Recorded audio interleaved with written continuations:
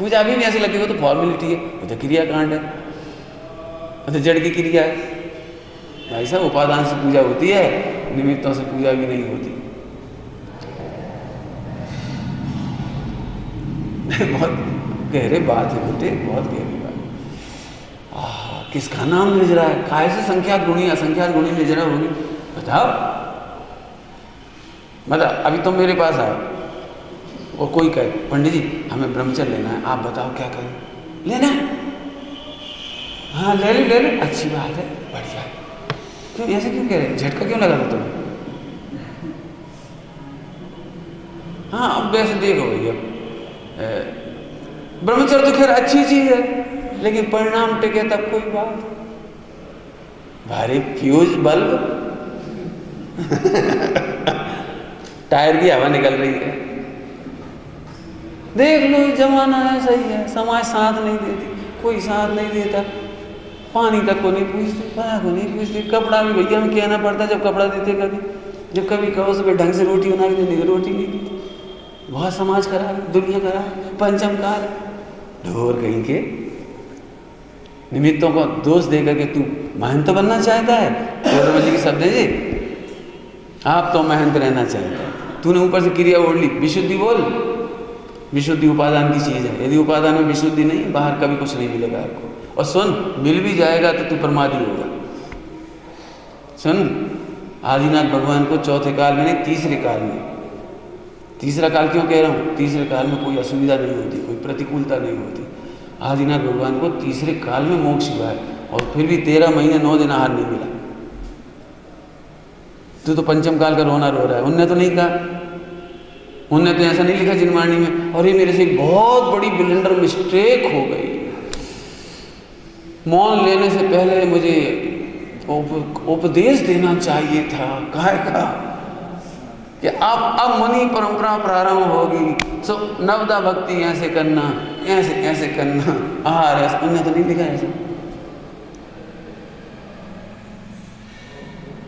देख, उपादान की तैयारी वाले को मिलता है सब। जिस समय मैंने ब्रह्मचर्य लिया था, यही बातें मैंने सुनी थी। मैंने भी सबसे ऐसी करता था जैसे तुम कर रहे हो, मैंने सबसे पूछा था।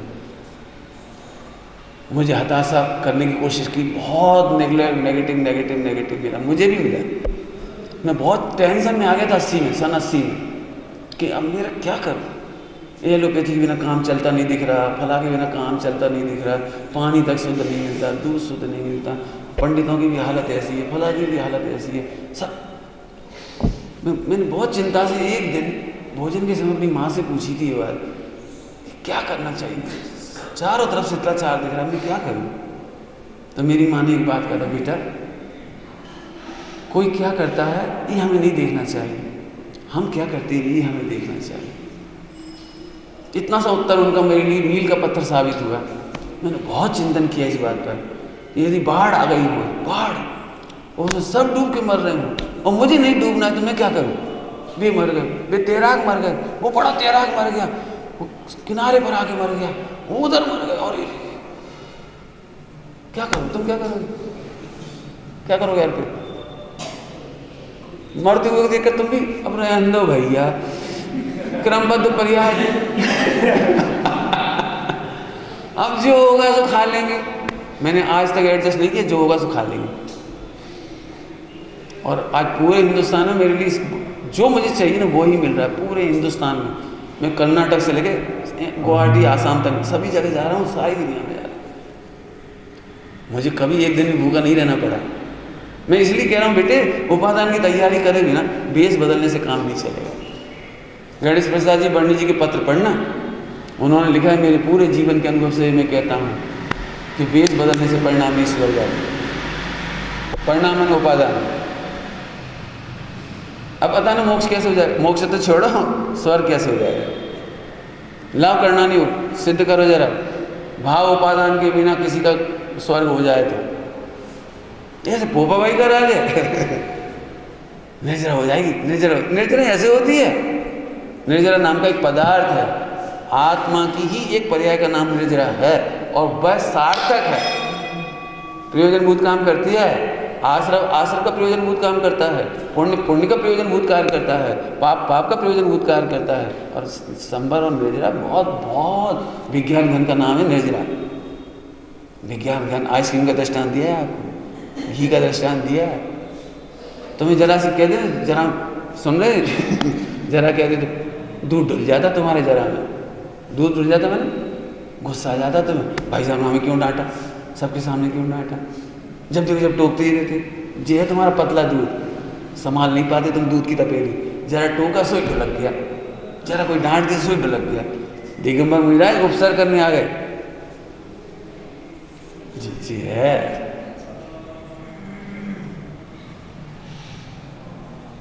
इसीलिए तो मैं लिखवा रहा हूँ तुमसे।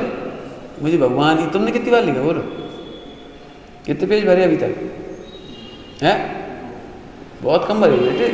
ये है तुम इनकम टैक्स में ऐसे ही काम करोगे, एक महीना में 2 पेज लिखे, एक तारीख आती नहीं तुम्हारे को फाइल करने की, जान लड़ाते हो, रात रात दिन दिन एक कर दीजिए, जरा से पैसे खाते और तुम रत्न तरह खाते 2 पेज लिख पाए। देखो बेटे बहुत दुख है मेरे इस बात।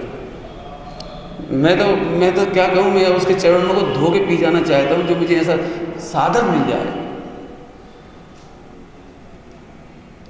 ऐसे काम नहीं चलता बेटे, नहीं चलता, पीड़ा होती है अंदर से।